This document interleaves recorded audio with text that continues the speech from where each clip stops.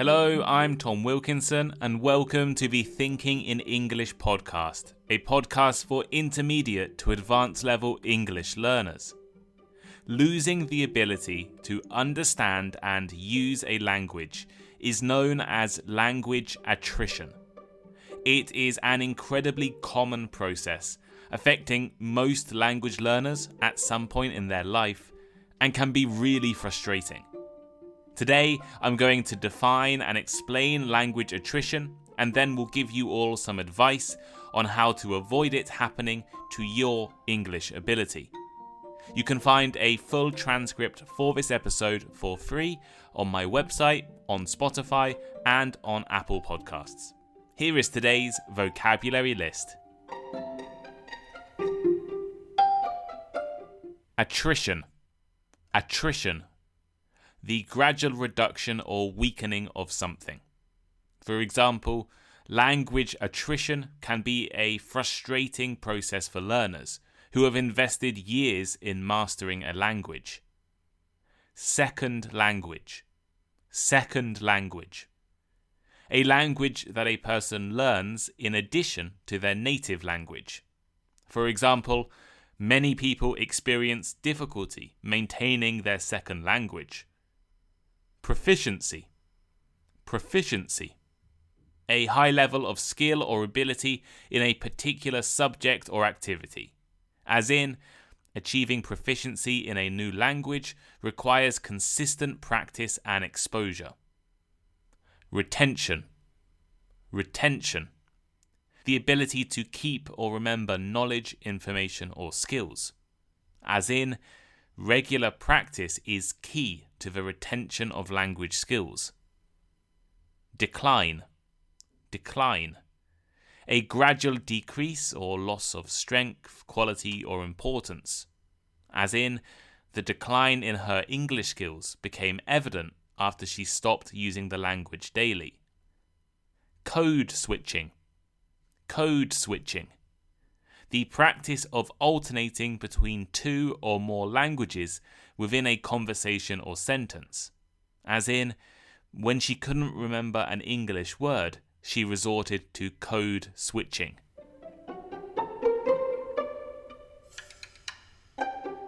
The purpose behind Thinking in English is to provide interesting and hopefully useful content for non-native English speakers to listen to, enjoy, and use for English study.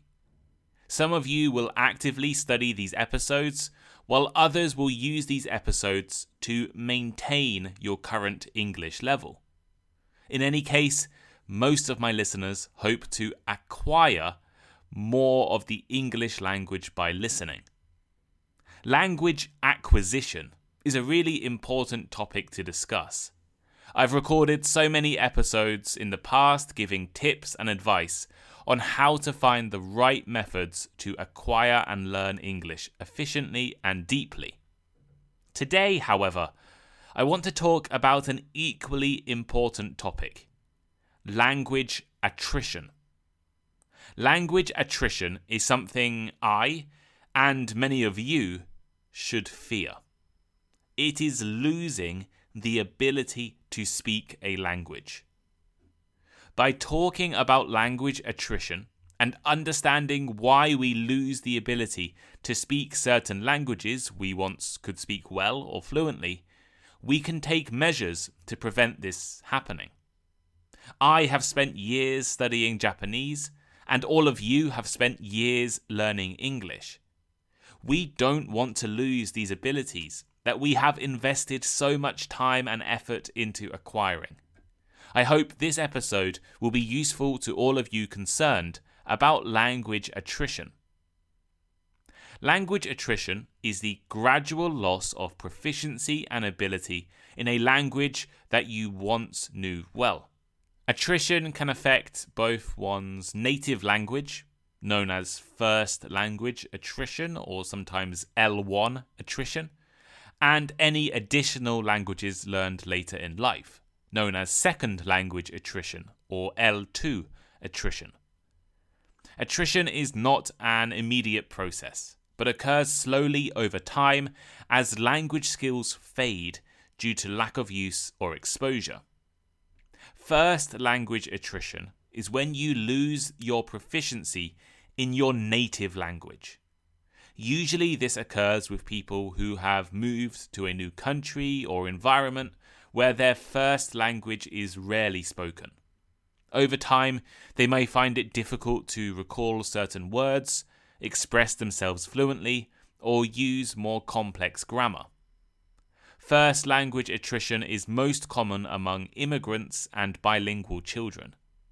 Imagine if you moved from your home country to the UK at a young age, started an English-speaking family, formed English-speaking relationships and friendships, and rarely used your native language anymore. After years and years of primarily using English, your ability in your native language will have declined. For thinking in English listeners, however, second language attrition is probably a more pressing issue. Second language attrition refers to the decline in proficiency of a language that was acquired after your native language. For all of you listening, this would be a decline in your English proficiency. For me, this would be a decline in my Japanese proficiency. Second language attrition is incredibly common in language learners. In fact, I would guess that most language learners will eventually lose some of their ability to speak the language they were once learning. In my case, I have fully lost the ability to speak, use, or understand 3 languages completely. I was never fluent and never close to proficiency at all, but at school, I studied French for 5 years, German for 2 years, and at university I took a Spanish class for 18 months. Today, I can honestly say that I have zero knowledge of any of these languages.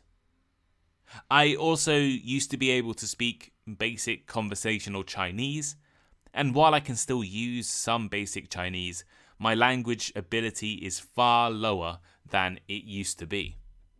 Once I stopped practicing and studying these languages, I gradually forgot everything I had learned. An important point is that the more advanced you are in a language, the more resistant to language attrition you will be. For example, I stopped studying Spanish while I was still very much a low-level beginner learner. A year later, I had forgot everything about Spanish. However, after studying Japanese for 3 or 4 years, quite intensively, I took a year off studying during COVID. But I still remembered a lot after that year. My level had declined, but I was still conversational. I could still open a bank account in Japan, and I could still talk with people who I had just met.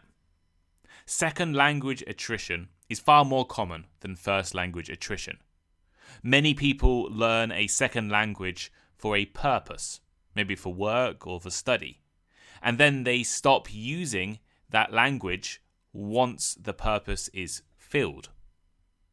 Your native language is also usually connected to a deeper emotional experience, making it more resistant to complete loss.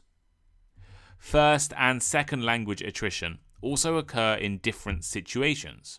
First language attrition usually occurs when someone is immersed in an environment that uses a different language. For example, you move from the UK to Spain and now you're surrounded by Spanish, so you start to forget your English. Second language attrition tends to happen when learners leave an environment where the second language was actively practiced or required. For example, my Chinese ability was best when I was living in Taiwan and using Chinese daily. As soon as I left Taiwan, I no longer had a reason to practice and study, and my level completely collapsed. I've already defined language attrition as the gradual loss of proficiency in a language. But what does this actually look like? How does language attrition manifest? When a person starts to lose proficiency in a language, the changes can manifest in several different ways, impacting vocabulary, pronunciation, and grammar. These changes can vary from subtle to more noticeable over time. Vocabulary loss. One of the most common and noticeable signs of language attrition is forgetting words. This is especially true for less frequently used vocabulary, advanced terms, or specific niche words. In addition to forgetting certain words, people experiencing attrition might start using simpler language. Instead of using varied or complex vocabulary, they may resort to basic, everyday words or expressions. For example, instead of saying exhilarated, they might say excited. Or instead of saying contemplate, they might say think about. In some situations, people may also resort to code switching. This means that when faced with a word they can't remember, bilingual or multilingual individuals might substitute it with a word from another language they're more comfortable with. Code switching is a sign that the forgotten language is becoming less dominant. Pronunciation changes. Pronunciation is often one of the first parts of language to deteriorate when language attrition begins. You may start pronouncing words with the accent or sounds of your dominant language. I have experienced this in Chinese. While I can still remember quite a bit of the Chinese I learned when I was a student in Taiwan, I have almost completely forgotten the correct pronunciation. Pronunciation is especially important in Chinese, as it's a tonal language, so this is a real problem for me. As pronunciation skills weaken, speech might also become less fluent. Perhaps you pause more frequently, hesitate, or struggle to produce certain sounds. Changes can also occur in how someone uses intonation, stress, and rhythm. For example, they might no longer be able to use the natural pitch patterns or stress certain syllables correctly. Grammar changes. One of the clearest signs of language attrition is a decline in grammatical accuracy. People may begin to rely on simpler sentence structures, avoid using complex grammatical forms, and make errors that they wouldn't have made in the past. For example, they might only use simple present tense instead of using forms like the present perfect or the past continuous. Over time, the rules for word order might become fuzzy, leading to sentences that sound awkward or ungrammatical. Bilingual individuals might start applying grammatical rules from their dominant language to the language they are forgetting. For example, they might use incorrect prepositions, verb conjugations, or plural forms because they're influenced by the rules of another language they use more frequently. Now we know what language attrition is and what it looks like, I think we should discuss why and how language attrition occurs. Understanding how and why this happens can help learners become more aware of the risks and take action to prevent or slow down this process. The most significant reason for language attrition is a lack of exposure and regular use of the language.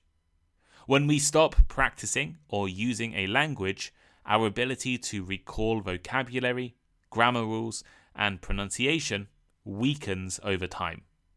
This is because languages, like any other skill, need consistent practice to stay sharp. Many people learn a second language for travel, study, or work, but might stop using it once their circumstances change. If, like me, you learned French in school, but never use it in your daily life, it's likely you'll start to forget parts of the language. Language attrition often occurs when one language becomes dominant in a person's life, pushing the less frequently used language into the background. When I moved to Taiwan in 2018, I started to mix Chinese words into my Japanese when I was speaking Japanese to my friends. I was focusing all my effort on Chinese, and it was causing my Japanese to be pushed out, to become confused. Age plays a significant role in language attrition as well. Younger learners, especially children, are more prone to losing a language quickly if they stop using it. This is why you often hear of children who were fluent in a certain language when they were 6 or 7, but after moving country or moving away from that environment, they forget really quickly. On the other hand, older adults who have reached a high level of fluency in a language are generally more resistant to attrition. The more advanced and deeply rooted your knowledge of a language, the less likely you are to forget it entirely. Beginners or intermediate learners are more vulnerable to attrition because they haven't had enough time to reinforce their skills. Environmental changes are also a big factor. Moving to a new environment where a language is not spoken can accelerate attrition. For example, if you once lived in Poland and used Polish daily, but then moved to a country where only English is spoken, your Polish proficiency may start to decline. And if you don't have opportunities to practice speaking, listening, reading, or writing in a language, attrition will also be more likely. This episode may have been a little discouraging for some of you. I've spent the past 15 minutes talking about losing the ability to speak English. Now you know all about language attrition, though, I think we should discuss how to prevent it from occurring. The most basic thing you can do to prevent language attrition, and it's not an easy thing, but the simplest thing you can do, is to reach a high level of proficiency in English.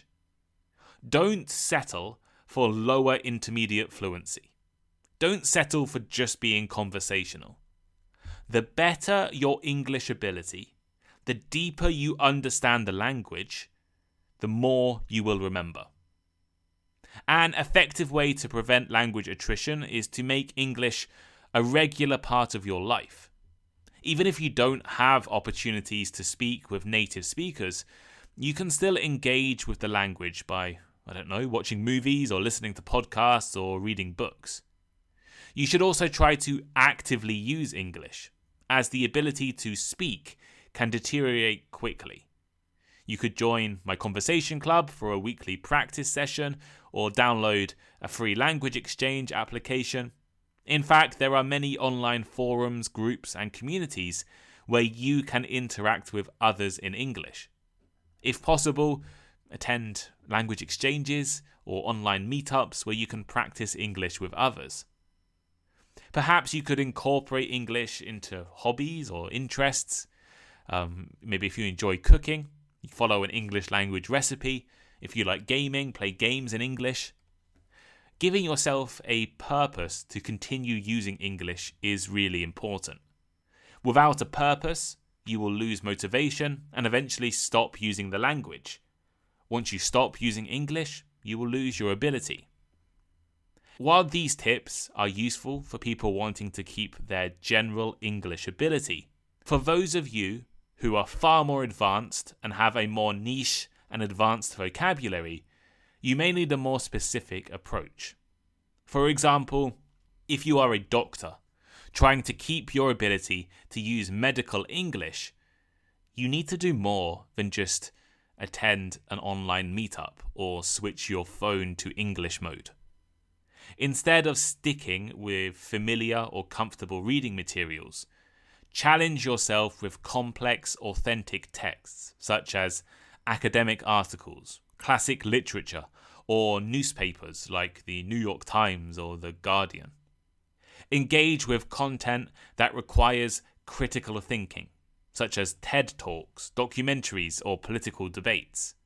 Ideally, use content that is related to your niche knowledge.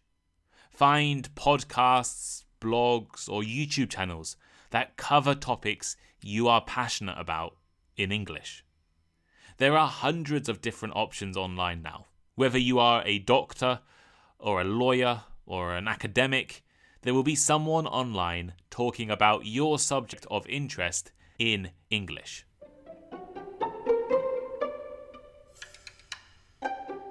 So here is today's final thought. Language attrition can be a frustrating experience, especially for those of us who have invested significant time and effort into mastering a language. However, by understanding how and why it occurs, recognizing the signs, and implementing effective strategies to prevent it, you can maintain and even enhance your language skills. I hope this episode has been a useful introduction to this topic, and you'll be able to prevent or limit your English ability from declining in the future. But what do you think? Have you noticed your second language or even your first language ability deteriorating? I noticed my Japanese gets worse when I'm not in Japan. I've forgotten French, forgotten Spanish, forgotten German. My Chinese is on the edge of being forgotten as well. So it's really important to keep using your language ability. In fact, my English ability has probably also deteriorated since I left university, where I was constantly reading and using high-level academic texts in English. Now, while I do live and work in English most of the time, I'm no longer reading those high-level texts, which probably means my academic English is no longer as good as it was, especially around 2018. That was probably the peak of my English ability. But let me know, what do you think? Have you noticed your language deteriorating? You can leave a comment on Spotify, comment on my website, thinkinginenglish.blog. There is a transcript for this episode on there. Or you can comment on YouTube if you listen on YouTube, or reach out to me on Patreon or on Discord. Supporting the podcast on Patreon is the best thing you can do to make sure Thinking in English continues into 2025. I need more supporters, so please come and support me. And if you're interested in sponsoring the podcast, if you're a company, you have a book or something, send me a message as well. Thank you, and I'll see you next time.